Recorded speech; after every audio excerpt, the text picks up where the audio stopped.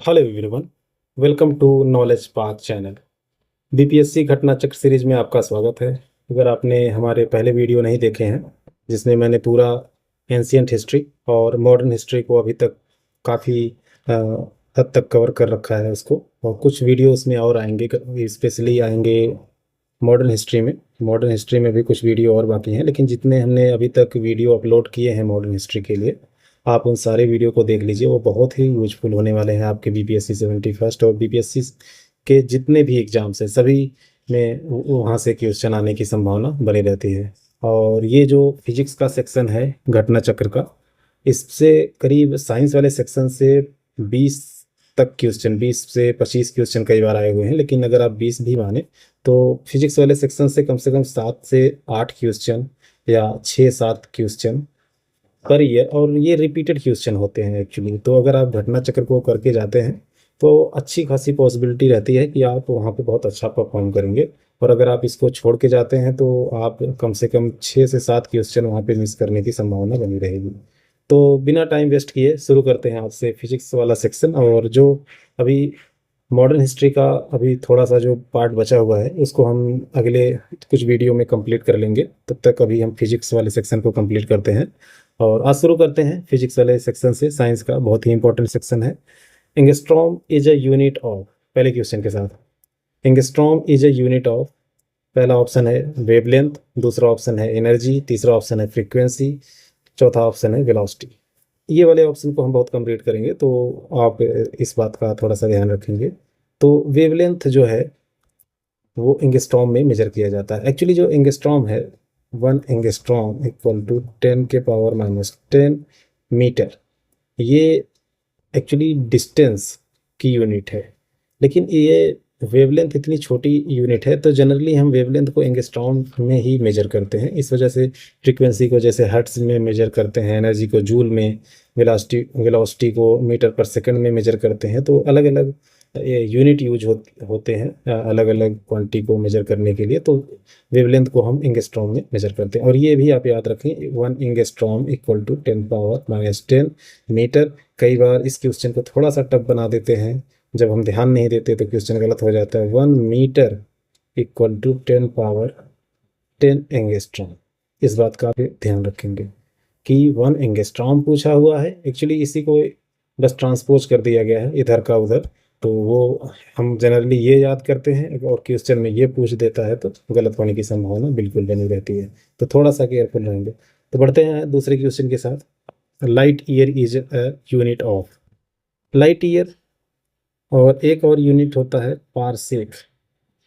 तो ये सारे जो है डिस्टेंस की यूनिट होती हैं। और 1 लाइट ईयर इक्वल टू, जो निर्वात में, वैक्यूम में, एक ईयर में जितना लाइट डिस्टेंस ट्रेवल करती है उसी को 1 लाइट ईयर बोला जाता है। ये ईयर की वजह से इसको कंफ्यूज करते हैं लोग, जो लोग साइंस को उतना नहीं पढ़े होते हैं।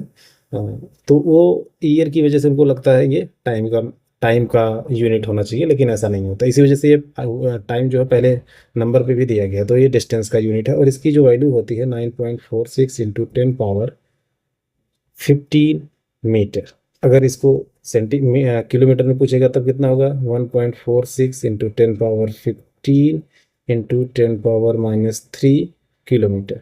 इसको आप सॉल्व करेंगे तो 9.46 इंटू 10⁻12 किलोमीटर। और इसको आप सेंटीमीटर में भी कन्वर्ट कर सकते हैं। तो अगर आपको कन्वर्ट करना आता है तो बहुत ही आसान है ऐसे क्वेश्चंस, लेकिन थोड़ा सा केयरफुल होना जरूरी होगा। तीसरा क्वेश्चन वही सेम रिपीटेड क्वेश्चन है। A light year is related to distance, again distance. तो एक्चुअली केवल ऑप्शन क्या होगा क्वेश्चन का ये करना मकसद नहीं है। आपको यहाँ पे वो सारी चीज़ें समझ लेनी है जो दूसरे क्वेश्चन में ये जानकारी यूज हो सकती है। तो उस पॉइंट ऑफ व्यू से हम इस वीडियो को बना रहे हैं। केवल अगर आंसर टिक करते हुए आप जाएंगे तो बहुत जल्दी आप इसको पूरा तो कर सकते हैं, लेकिन जब भी क्वेश्चन एग्जाम में आएगा तो आप वहाँ पे आपका सर घूम जाएगा। तो इस वजह से आप यहाँ पे सारी चीज़ों को समझते हुए चले, ताकि यही तरीका भी होता है पीवाईक्यू करने का। ये जो घटना चक्र है एक पीवाईक्यू ही है। और अलग अलग से एग्जाम्स में, ये देखिए CD PO एग्जाम्स में आया हुआ है ये क्वेश्चन। तो अलग अलग एग्जाम्स में आए हुए क्वेश्चन को अगर हम अच्छे से कर लेते हैं और उसको एनालाइज कर लेते हैं तो जो भी क्वेश्चन बनने की पॉसिबिलिटी होगी उसको करना आसान हो जाएगा। तो चौथा question, in the following which is fundamental physical quantity. तो 7 फंडामेंटल, पहले तो जानेंगे 7 फंडामेंटल फिजिकल क्वांटिटीज होती हैं, जिसमें पहला लेंथ, मास, टाइम, टेम्परेचर और इलेक्ट्रिक करेंट और ल्यूमिनस इंटेंसिटी और अमाउंट ऑफ सब्सटेंस। तो ये जो है अमाउंट ऑफ सब्सटेंस, मैंने बहुत बस इसका नोटेशन ही हल्का हल्का यूज किया है, प्रॉपर नोटेशन भी नहीं है, ये बस शॉर्ट में दिखाने की कोशिश की है। तो ये 7 जो है फंडामेंटल जो फिजिकल क्वांटिटी है वो है। तो ये फोर्स, वेलोसिटी, वर्क ये सब नहीं है, तो इसमें ऑप्शन सी सही हो जाएगा। आप सातों का नाम याद रखें, सातों कई बार वही ऑप्शन चेंज कर करके पूछे जाएंगे, तो इस वजह से मैंने सातों को एक बार में ही बता दिया। What is the unit of pressure. Pressure का फॉर्मूला अगर आपको पता होगा, फोर्स अपॉन एरिया। तो फोर्स का जो यूनिट होता है न्यूटन मीटर स्क्वायर, न्यूटन पर मीटर स्क्वायर। तो ये ऑप्शन ए वाला सही हो जाएगा।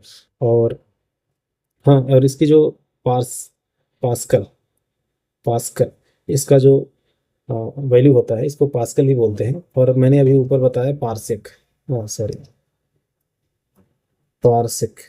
तो ये डिस्टेंस की यूनिट है, ये प्रेशर का यूनिट है, थोड़ा सा डिफरेंस है, तो इस वजह से आप इसको अलग से, सेकंड जिसमें आएगा वो डिस्टेंस का है यूनिट, पर ये प्रेशर का है, तो इस वजह से आप इसको थोड़ा सा ध्यान ज़्यादा देंगे। The unit of pressure is. तो अभी हमने देखा न्यूटन पर मीटर स्क्वायर है, लेकिन इसमें से कोई नहीं, तो ऑप्शन ई करेक्ट हो जाएगा। What is the unit of measurement of magnetic field. तो मैग्नेटिक फील्ड का जो, तो एक फार्मूला होता है मैग्नेटिक फ्लक्स का, बी ए। ओके, तो इसकी जो वैल्यू होती है, सीधा टेस्ला ही होता है एक्चुअली, टेस्ला। और यहाँ से हम और भी दूसरी भी यूनिट ड्राइव करते हैं। टेस्ला आपको याद है, यहाँ से बहुत ऑप्शन भी बहुत आसान सा बनाया हुआ है। कोबाल्ट ऐसा कुछ है ही नहीं, ओम रेसिस्टेंस का है, एम्पियर करंट का है, तो आपको सीधा ऑप्शन डी करेक्ट मिल जाएगा। Which of the following is equivalent to tesla. ये क्वेश्चन अच्छा है, और इसको जो लोग अगर थोड़ा सा बेसिक अगर उनको नहीं पता होगा, क्योंकि ये मैग्नेटो स्टैटिक्स से क्वेश्चन दिया तो है केवल यूनिट से ही, लेकिन उसका यूनिट ही पूछा है। तो जो अभी मैंने ऊपर दिखाया बी, तो ये इसकी जो वैल्यू होती है, ये होती है tesla tesla equal to 5 = BA cos theta. ये पूरा फार्मूला होता है। ये होता है वेबर वेबर, और ये होता है टेस्ला, और ये होता है एरिया को मीटर स्क्वायर में दिखाएं। तो टेस्ला अगर बराबर लिखें आप, तो ये हो जाएगा वेबर पर मीटर स्क्वायर। ओके, और एक और आप फार्मूला पर आपको याद होगा, I L B। तो यहाँ से अगर आप मैग्नेटिक फील्ड की यूनिट निकालें, तो मैग्नेटिक फील्ड का जो यूनिट होगा न्यूटन एम्पियर मीटर। ये देखिए, यहाँ से यहाँ से जो हमने बी का यूनिट निकाला वो ये था, यहाँ से ये था, तो इस वजह से, और ये ऑप्शन यही यही दिया हुई है, ऑप्शन डी। तो इस वजह से ये ऑप्शन सही हो जाएगा। आपको यूनिट में कन्वर्जन आना चाहिए, यूनिट में अगर कन्वर्ट करना आता है तो ये ऐसे क्वेश्चन बहुत ही आसान होते हैं। तो आप इसको अगर पूरा याद रख लिए, देखिए यहाँ पे दिया हुआ है, अगर इसको आप पूरा याद कर लेते हैं और इसको समझ लेते हैं, ये कैसे आया, यहाँ पे मैंने इसको बता दिया, इसको बता दिया। ये जूल वाला भी आप देख सकते हैं, जूल वाले के लिए भी अलग फार्मूला होता है, उस फार्मूले से अगर आप जाएंगे तो आपको पता लग जाएगा कि वहाँ पे क्या होना चाहिए। तो अगले क्वेश्चन की तरफ मूव करते हैं। Which one of the following is scalar quantity. वो आसान क्वेश्चन भी नहीं था, वो थोड़ा सा डिफिकल्ट था, क्योंकि अगर आपको 2-4 फार्मूले नहीं याद है मैग्नेटोस्टैटिक्स से, तो आप क्वेश्चन को नहीं कर पाएंगे। तो which one of the following is scalar quantity. तो स्केलर क्वांटिटी इसमें कौन सा होगा, फोर्स, वेलोसिटी, एक्सेलरेशन। तो प्रेशर का डेफिनेशन अभी जो मैंने बताया था, फोर्स पर यूनिट एरिया, और इसमें भी डायरेक्शन की ज़रूरत पड़ती है, वेलोसिटी की भी में पड़ती है, एक्सीलरेशन में भी पड़ता है। तो जहाँ पे डायरेक्शन की ज़रूरत है मैग्नीट्यूड के साथ, वहाँ पे जो है वो स्केलर को वेक्टर क्वांटिटी होगी, और यहाँ पे प्रेशर में ऐसी कोई बात नहीं है, तो प्रेशर वाला ऑप्शन सही हो जाएगा। यहाँ पे स्पीड होता, इसके करस्पॉन्डिंग कई बार जैसे स्पीड करके देता है, तो स्पीड जो है स्केलर क्वांटिटी है, उसको आप याद रखेंगे। फिर 10वें क्वेश्चन की तरफ मूव करते हैं। विच of the following is not a vector quantity. वही फिर से क्वेश्चन जो है दूसरे, स्पीड को देखिए यहाँ पे, वेलोसिटी, टॉर्क, डिस्प्लेसमेंट, ये सारे एग्जांपल्स आप एक जगह कहीं पे लिख लो, फोर्स इंक्लूडिंग फोर्स, और इसके साथ आप डिस्टेंस, मैं एक ही जगह पे बता दे रहा हूँ, तो स्पीड आए, डिस्टेंस आए, ये सब स्केलर क्वांटिटी हैं। और जो वेक्टर क्वांटिटी हैं, टॉर्क, वेलोसिटी, डिस्प्लेसमेंट, और एक इनर्शिया आता है, इनर्शिया, वो न तो वेक्टर है न तो स्केलर है, तो ये भी आप याद रखेंगे। वो एक्चुअली टेंसर होता है जो, वो होता है। अगला question, which one of the following quantities does not have unit. तो ये होता है स्ट्रेन। फोर्स की यूनिट होती है, हमें पता है, न्यूटन। प्रेशर की यूनिट होती है न्यूटन पर मीटर स्क्वायर। स्ट्रेस की यूनिट जो होती है वो भी यही होता है, न्यूटन पर मीटर स्क्वायर, क्योंकि स्ट्रेस और ये जो है इन दोनों की यूनिट सेम होती है। कई बार इसका डायमेंशन भी पूछ लिया जाता है, तो दोनों का डायमेंशन भी सेम होता है, उस पॉइंट ऑफ व्यू से आप याद रखेंगे। एक्सप्लेनेशन अगर आप पढ़ना चाहें तो आप पॉज करके वीडियो को पढ़ सकते हैं। आपको, मैं थोड़ा सा स्लो लग रहा होगा कि थोड़ा स्लो वीडियो है, लेकिन बहुत ज़रूरी है आपको सारे ऑप्शंस के बारे में जानकारी यहीं पे ले लेना।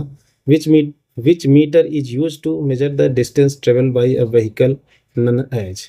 तो अमीटर ये करंट को मेजर करता है। इसमें ओडोमीटर, ओडोमीटर जो है ये स्पीड या फिर व्हीकल के लिए यूज किया जाता है, तो इसको आप याद रखेंगे। बाकी इसमें और कुछ है नहीं। 1 micron, 1 micron is equal to, 1 micron, 1 micron, micron की देखिए ये सिंबल होता है, तो 1 माइक्रोन इक्वल टू 10⁻⁻⁶ मीटर। इसको किस में कन्वर्ट किए हैं, मिलीमीटर में। तो -6 को अगर आप ऐसे लिखें, मीटर 1 पावर, सॉरी यहाँ पे देखते हैं हम थोड़ा सा, 10⁻⁻⁶ और मीटर, 1 मीटर में कितना होता है, 10⁻⁻³ मिलीमीटर। तो इसी को हम यहाँ पे रख दें, तो यहाँ पे रखने के बाद कितना आएगा, 10⁻⁻, ये मैंने गलत लिख दिया, -6 इंटू 10⁻3, ओके, 10⁻3 मिलीमीटर। तो ये हो जाएगा 10⁻⁻³ मिलीमीटर। और इसको अगर ट्रांसपोज करेंगे आप तो आएगा 1/1000 मिलीमीटर। ये जो है, बस याद क्या करना था कि 1 माइक्रोन इक्वल टू 10⁻⁻6 होता है मीटर में, तो और 1 मीटर इक्वल टू होता है 10⁻3 मिलीमीटर। बस यही यही था, बाकी उसमें कुछ और नहीं था। विच of the following is not a vector quantity. मैं थोड़ा चीज़ों को और ज़्यादा एक्सप्लेन कर रहा हूँ, मुझे पता है कि ताकि आपको दिक्कत ना हो किसी दूसरी बार जब ये क्वेश्चन आए, तो आप इससे बोर ना होइए। आपको, मुझे पता है कि आप बस आंसर लगाने आए हैं, तो आंसर लगा करके चले जाने से वहाँ पे ABCD वहाँ पे नहीं आने वाला, वहाँ पे कॉन्सेप्ट आएगा। अगर आपका कॉन्सेप्ट क्लियर है तो आप किस क्वेश्चन किसी भी तरीके से आएगा आप वहाँ पे कर जाएंगे। और अगर आपको वीडियो स्लो लग रहा है तो आप फास्ट करके इसको 2x पे, या फिर जो भी आपके लिए स्पीड सूटेबल हो उस स्पीड से आप वीडियो को देख सकते हैं। विच of the following is not a vector quantity. ये है वॉल्यूम, ये नॉट अ वेक्टर क्वांटिटी। अभी मैंने ऊपर बताया कि वेलोसिटी हो, डिस्प्लेसमेंट हो, फोर्स हो, ये सब जो है वेक्टर क्वांटिटी हैं। वॉल्यूम हो गया, एरिया हो गया, ये सब। और इसमें देखिए, इसमें टॉर्क भी हो तो वो वेक्टर क्वांटिटी है, तो वॉल्यूम जो है वेक्टर क्वांटिटी नहीं है। Which instrument is use to measure humidity. Hydrometer, ये पहला ऑप्शन दिया हुआ है, हाइग्रोमीटर, पायरोमीटर, लैक्टोमीटर। हाइड्रो से थोड़ा सा लग रहा है कि जैसे वाटर जैसा कुछ होगा, और यही जो ऑप्शन सही होना चाहिए, लेकिन असल में ये ऑप्शन सही होता है। हाइग्रोमीटर होता है जो ह्यूमिडिटी मेजर करने के लिए, कि इन्वायरमेंट में ह्यूमिडिटी होती क्या है, कि जो हमारा इन्वायरमेंट है उसमें कितना वाटर का कंटेंट है उस एयर में, उसी को हम बोलते हैं हाइग्रोमीटर।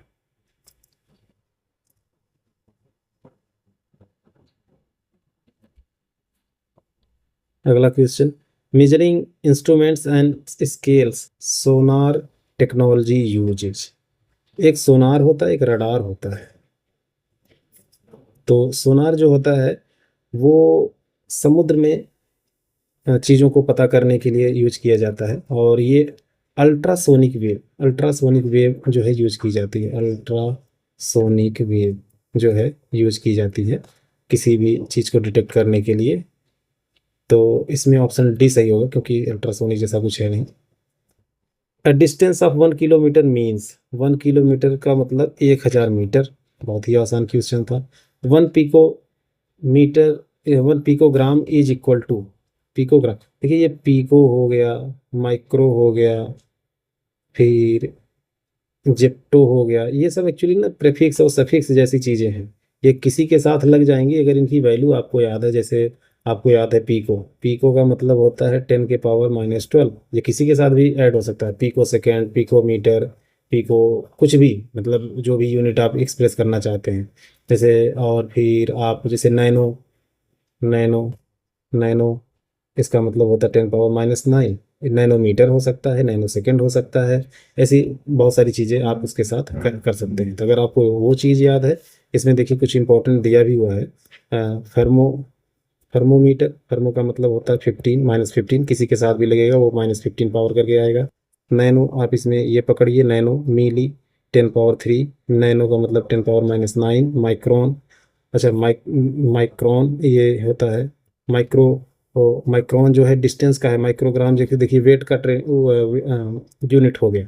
और पीको जो है 10 पावर -12। तो अगर आप इसके सफिक्स को समझ लेते हैं तो आपके लिए बहुत आसान हो जाता है। ये किसी के साथ भी ऐड होकर के आएगा, आपको भी कंफ्यूज नहीं होंगे। Question number 5, which of the following is not correctly matched? Volt meter, potential, सही है। अमीटर, इलेक्ट्रिक करंट, ये भी सही है। पोटेंशियोमीटर, इलेक्ट्रोमोटिव फोर्स, इसको ईएमएफ भी बोलते हैं, ये भी सही है। Galvanometer, no.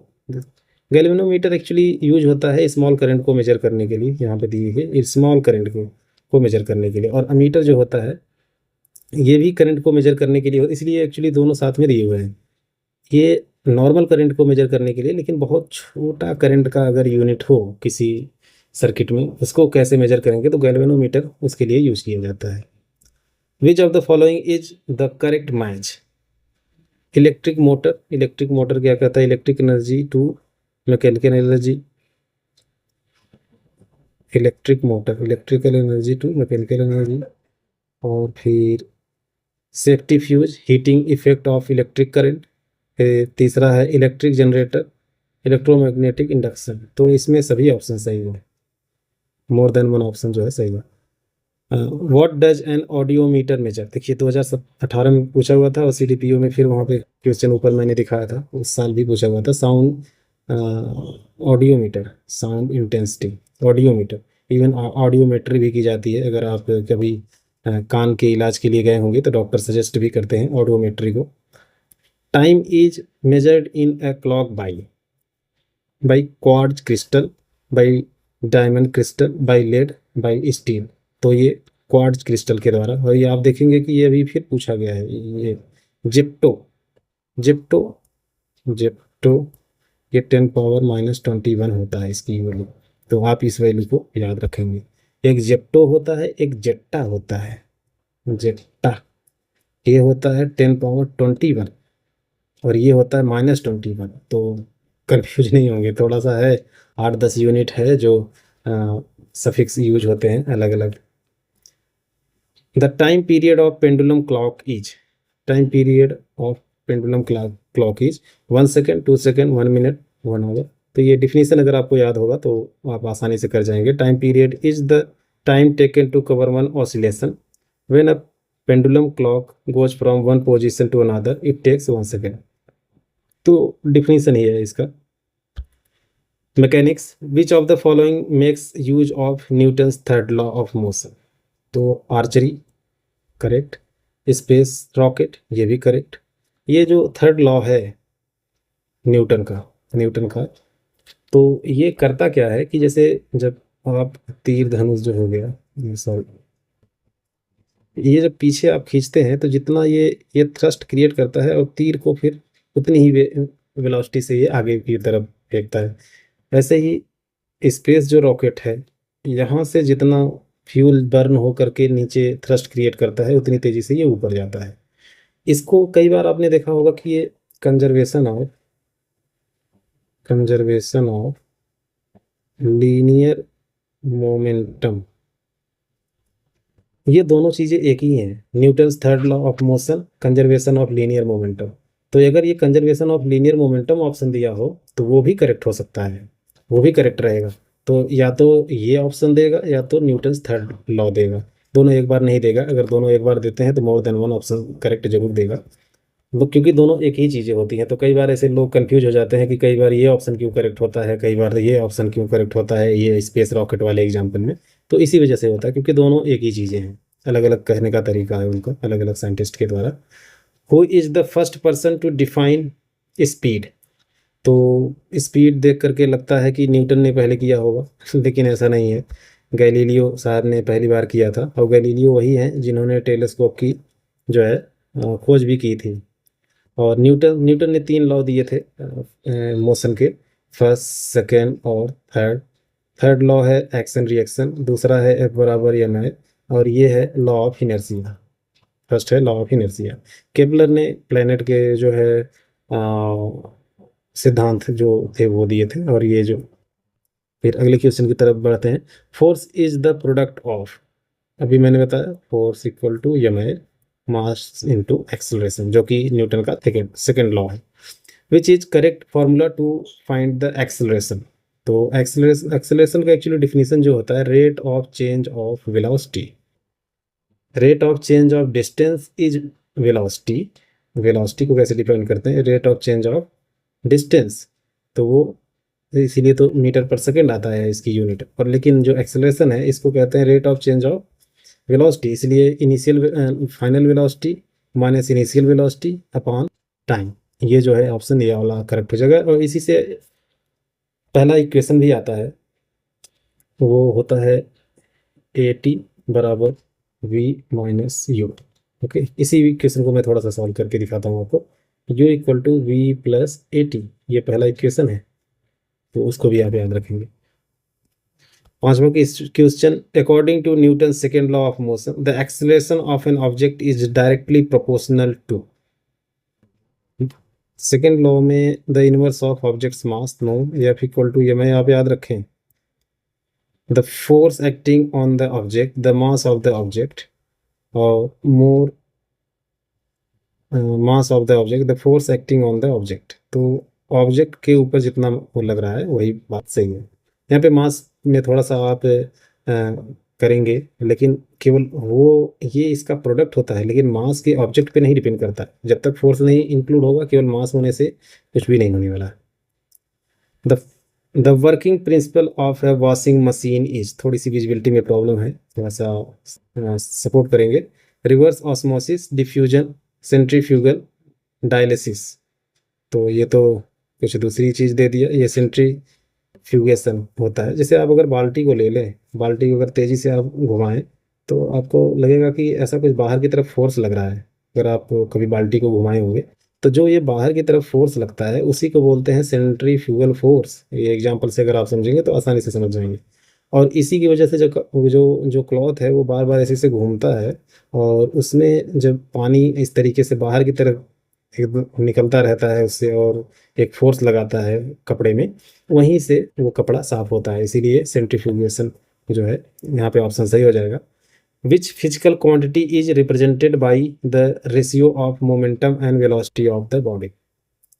तो physical quantity is represented by ratio of momentum, तो P equal to M V, ये आप याद रखें। मोमेंटम की जो फॉर्मूला है, तो इसमें क्या बोला है, मोमेंटम अपॉन वेलोसिटी। तो इसको आप ट्रांसपोज कर लें, आंसर आ जाएगा P upon V equal to M, तो मास। थोड़ा सा करके मैं इस वजह से दिखा रहा हूँ ताकि आपको समझ में आती रहे चीज़ें। केवल ऑप्शन ए बी सी अगर चिन्ह जो है केवल देखना है कि ए का चिन्ह है, ये बी का चिन्ह है, वो तो ऑप्शन में हर ऑप्शन में दिखेगा, तो वहाँ से कुछ हेल्पफुल नहीं होने वाला है। The force required to keep an object at a constant velocity is, net force, ये वाला ऑप्शन सही हो जाएगा। सेल्फ एक्सप्लानेटरी है। Force required to keep an object a constant velocity, इसमें ज़्यादा कुछ है नहीं। फ्रिक्शनल फोर्स यहाँ पे कुछ होता नहीं। फ्रिक्शनल फोर्स वही होता है जैसे दो ऑब्जेक्ट हैं और ये सरफेस में है, तो इसको अगर पीछे से धक्का देंगे तो ये कुछ इसका जो सरफेस जो कांटेक्ट में है ये पीछे की तरफ इसको आगे की तरफ जाने के लिए रोकता है। तो एक वहाँ पे फोर्स लगता है दोनों ऑब्जेक्ट के बीच में, उसी को फ्रिक्शनल फोर्स बोलते हैं। और फ्रिक्शनल फोर्स जो है एक हद तक वो सेल्फ एडजस्टिंग फोर्स भी होता है, क्योंकि अगर आप उसके 5 न्यूटन का फोर्स लगाएंगे तो ये 5 न्यूटन का इधर फोर्स लगाता है, 10 न्यूटन का लगाएंगे तो इधर भी 10 न्यूटन का लगाता है। फिर आप जब 11 यूनिट का न्यूटन का लगाते हैं तो ये हल्का सा ऐसे ऐसा लगता है बस खिसकने खिसकने वाला है। तो इस वजह से ये 11 का तो लगा लेता है, लेकिन जैसे ही आप 12 न्यूटन का लगाते हैं ये आगे बॉडी मूव कर जाती है और ये फिर 12 न्यूटन की ज़रूरत नहीं होती। फिर ये आप देखेंगे कि 9 न्यूटन ही लगा करके ये बॉडी आगे की तरफ मूव कर रही है। तो ये होता है, इसको बोलते हैं काइनेटिक फ्रिक्शन, और इसके पहले को स्टैटिक या लिमिटिंग फ्रिक्शन भी बोलते हैं। तो थोड़ा सा डिटेल है उसका फ्रिक्शनल फोर्स का। और ये ग्रेविटेशनल फोर्स दो सेलेस्टियल बॉडी या फिर दो मास बॉडी के बीच में लगने वाला फोर्स है, या फिर m1 m2 upon R square, और एक जी कांस्टेंट होता है जिसे ग्रेविटेशनल कांस्टेंट भी बोलते हैं, उसकी वैल्यू भी आप याद रख कर सकते हैं। Ball bearing are ball bearings are use to convert static friction into, देखिए यहाँ पे स्टैटिक फ्रिक्शन दिया हुआ जो अभी मैंने ऊपर एक्सप्लेन किया, rolling friction, drag, sliding friction. तो ये रोलिंग फ्रिक्शन में कन्वर्ट हो जाता है, क्योंकि आप अगर बैरिंग को देखेंगे तो वो कैसे एक्ट करता है, यहाँ पे ऐसे ऐसे चीज़ें होती हैं, और जब आप ऐसे करेंगे तो इसमें जो फ्रिक्शन ये आपस में ही वो लगता रहता है, आपस में ही घूमते रहते हैं। और a goalkeeper in a game of football pulls his hands backward after holding the ball shot at the goal. This enables the goalkeeper to decrease the rate of change of momentum, exert large force on the ball, increase the force exerted by the ball on hands. More than one option correct? No, option A ही correct. तो जब हम कोई ball या फिर किसी कोई भी चीज़ ऐसे तेज़ी से अपनी हमारी तरफ आ रही हो और उसको हम पकड़ने की कोशिश करते हैं, वो हमारे जिससे आप उसको रोकना चाहेंगे उस पर वो फोर्स लगाएगा। तो अगर आप उसके साथ थोड़ा सा पीछे की तरफ अगर आप खींचेंगे तो वो आसानी से रुक जाता है, हमको कम फोर्स लगाना पड़ता है। और हम जो हमारा अगर हाथ उस पर लगा हुआ है, हमारा हैंड यूज हो रहा है, तो उस पर चोट भी कम लगेगा। इस वजह से वो किसका एग्जाम्पल है? वो इसी चीज़ का एग्जाम्पल है, चेंज इन मोमेंटम का। क्योंकि चेंज इन मोमेंटम क्या होता है? चेंज इन मोमेंटम जो है, जो इवेंट के पहले का मोमेंटम है और उसके बाद का मोमेंटम कंजर्व रहेगा। Centripetal force is responsible to independent motion of the object in space, keep the body moving along the circular path, fly the object along a straight line। फिर ये अभी मैंने ऊपर सेंट्रीपिटल फोर्स को बताया था, ये बाल्टी वाला फिर एग्जांपल लीजिए। सेंट्रीफ्यूगल फोर्स इधर लगेगा, सेंट्रीपिटल फोर्स अंदर की तरफ लगेगा, तो ये इसके लिए रिस्पॉन्सिबल होता है, keep the body moving along the circular path. Which of the following energy changes involves frictional force? तो kinetic energy to heat energy, which of the following energy changes involves frictional forces? Potential energy to sound energy, no. Chemical energy to heat energy, तो इसमें ही केवल involve है। इसका अगर आप देखेंगे explanation, तो the energy change involves frictional force in is kinetic energy to heat energy. When objects move against each other, frictional forces generate heat due to the microscopic interaction between the surface। वही है, जब surface आप जब वो move नहीं करता, अगर जैसे जो दो सरफेस जब आपस में रगड़ करते हैं काइनेटिक एनर्जी की वजह से, तो यहाँ पे थोड़ा बहुत आप देखेंगे कि धुआं निकलने लगता है। यहाँ पे वहाँ पे हीट जो है, वही चीज़ ये कहना चाह रहे हैं। दो सरफेस के बीच में जब क्या क्रिएट होता है, हीट क्रिएट होता है या क्या होता है? A bus is moving along a straight path and takes a sharp turn to the right side. Suddenly, the passenger in the bus will, तो ये बस है, fall in bend towards right side, fall in the forward direction, bend towards left side। यही वाला option सही होगा। जैसे मान लीजिए ये टर्न है, बस इधर से इधर जा रही है, अगर बस जो है ऐसे घूमेगी तो हम इधर की तरफ झुकते हैं, ताकि हमारा जो फोर्स का बैलेंस है वो जो है बैलेंस हो जाए। तो ये इनर्सिया का जो इनर्सिया 3 तरीके का इनर्सिया होता है, एक तो डायरेक्शनल इनर्सिया होता है, एक रेस्ट का होता है, एक मोशन का होता है। तो ये डायरेक्शन का एग्जांपल है। रेस्ट का क्या है कि जैसे आप कंबल ले लीजिए, कंबल को पीटिए तो यहाँ से जो डस्ट बाहर निकल जाता है, वो रेस्ट का इनर्सिया हो गया। जब आप गाड़ी पे बैठ के जाते हैं और अचानक में ब्रेक ले लिया जाता है तो आप आगे की तरफ झुक जाते हैं, तो वो होता है मोशन का इनर्सिया। तो एग्जाम्पल्स बहुत इंपॉर्टेंट हैं बीपीएससी जैसे एग्जाम्स के लिए। बार बार एग्जाम्पल से ही क्वेश्चन बनते हैं, ज़्यादा तरीके के क्वेश्चन बनने का स्कोप नहीं होता, क्योंकि ज़्यादा डीप पूछेंगे तो वो किसी को नहीं आएगा। जो साइंस बहुत अच्छे से पढ़ा होगा, जो साइंस कोर सब्जेक्ट को पढ़ा होगा, वही कर पाएगा फिर। For a body moving with constant speed in horizontal circle, which of the following remains constant? तो जब वेलोसिटी सर्कल की बात कर रहे हैं फिर वही, तो वेलोसिटी वेलोसिटी क्या होती है मैंने अभी डिफाइन किया। स्पीड जो है कांस्टेंट रहती है किसी भी चीज़ की इन सर्कुलर मोशन में। सर्कुलर मोशन में यहाँ पे इस वेलोसिटी का स्पीड इधर है, फिर यहाँ पे इधर हो गया, तो वेलोसिटी तो बदल रही है, मैग्नीट्यूड में नहीं बदल रही है लेकिन डायरेक्शन में बदल रही है, तो ये तो नहीं होगा। फिर एक्सेलरेशन एक्सेलरेशन के का भी यही हाल है। सेंट्रीफ्यूगल फोर्स का, उसका भी कभी इधर लग रहा है, कभी इधर लग रहा है, कभी इधर भी लग रहा है, तो काइनेटिक एनर्जी की वजह से होगी। Theory of relativity is presented by which scientist? तो this is Albert Einstein. And Einstein ji को 1921 में इसके लिए नोबेल प्राइज भी मिला था। और किसके लिए मिला था? Theory of relativity. ओके, तो इस वजह से इनको no no no no sir sorry, इन्होंने थियरी ऑफ रिलेटिविटी प्रेजेंट किया था, लेकिन जो इनको 1921 में नोबेल प्राइज मिला था वो फोटो इलेक्ट्रिक इफेक्ट के लिए मिला था। तो ये आप याद रखेंगे। If force is expressed in newtons and distance in meters, then work done will be expressed in joule. W equal to F into D. This is the formula. So this is Newton, this is meter, Newton metre, यही तो कह रहे हैं ये बात। तो वो joule, और वर्क की यूनिट जो होती है वो जूल होती है। SI unit of work is joule. तो अच्छा, यही अगर आप फार्मूला जो ऊपर वाला जो मैग्नेटोस्टैटिक्स वाला जो क्वेश्चन था, वहाँ पे अगर आप अप्लाई करेंगे तो आपको आसानी से उसका जो बाद वाला फॉर्म जो एक्सप्रेशन था वो दिया था वो मिल जाएगा। 18th क्वेश्चन है, if the mass of the car is 100 kg, what work must be done to increase the velocity of the car from 13th kilometre per hour to 60th। मतलब कोई ये ऑब्जेक्ट कार है, ये कह रहे हैं कि अगर इसकी वेलोसिटी 30 से 50 किलोमीटर 60 किलोमीटर कर दी जाए तो क्या पूछ रहे हैं? The mass of the car इतना, what work will be done. तो वर्क डन कितना होगा? वर्क डन जो होता है चेंज इन काइनेटिक एनर्जी, इसके बराबर होता है। आप कर दीजिए इसको पहले मीटर पर सेकंड में आप कन्वर्ट कर लीजिए। तो 30 गुणे 5/18 का मल्टीप्लाई अगर आप करते हैं तो वो मीटर पर सेकंड में कन्वर्ट हो जाता है। ये कैसे आता है एक्चुअली? ये जैसे 30 किलोमीटर पर आवर, अगर आप किलोमीटर से मीटर में कन्वर्ट करना चाहेंगे तो 1 किलोमीटर में कितना मीटर? तो ये होता है 30 गुणे 1000 मीटर। ओके, फिर ये आवर्स में कितना मीटर सेंटीमीटर सेकंड कितना होगा? तो ये 60 मिनट एंड 60 सेकंड। तो इसको आप इतना करेंगे तो ये 2 से कटेगा तो 5 आ जाएगा, 2 से कटेगा 3 आ जाएगा। तो ये हो गया 30 इंटू 5/18।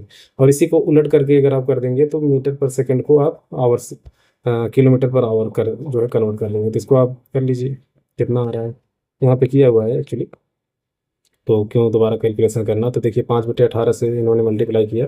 मैं एक्सप्लेन कर देता हूँ। द फाइनल वेलोसिटी ऑफ इतना है, तो इसको भी आप मीटर पर सेकंड में कन्वर्ट कर लेंगे। तो देखिए यहाँ पे इन्होंने वर्क डन निकाला है काइनेटिक एनर्जी के चेंज की वजह से। ये फाइनल काइनेटिक एनर्जी हो गया, ये इनिशियल काइनेटिक एनर्जी हो गया। इसमें हाफ एम वी और इसमें हाफ एम वी जो है कॉमन हो गया। वेलोसिटी, फाइनल वेलोसिटी और इनिशियल वेलोसिटी। फाइनल वेलोसिटी इतना है, इनिशियल वेलोसिटी इतना है। तो अगर आप इसको सिंप्लीफाई करेंगे तो आपको इतना आंसर मिलेगा। 15,006 कितना है? 1,56,250 जूल। 1,56,250 जूल। 1,56,250 जूल। तो वीडियो लंबा हो रहा है तो इस वजह से एक्चुअली एक वीडियो और आएगा इसका। अगले वीडियो में हम थोड़ा फास्ट करेंगे, क्योंकि इसमें जो थोड़ा बहुत एक्सप्लेनेटरी वाला जो पार्ट था इस वजह से थोड़ा ज़्यादा टाइम ले लिया। तो ज़्यादा लंबा वीडियो करने का कोई मतलब नहीं है, क्योंकि ज़्यादा लंबा होगा तो आप बोर हो जाएंगे। और अभी आपके पास टाइम है प्रॉपर, आप अपनी पढ़ाई को जारी रखिए जिस तरीके से आप पढ़ाई कर रहे हैं। तो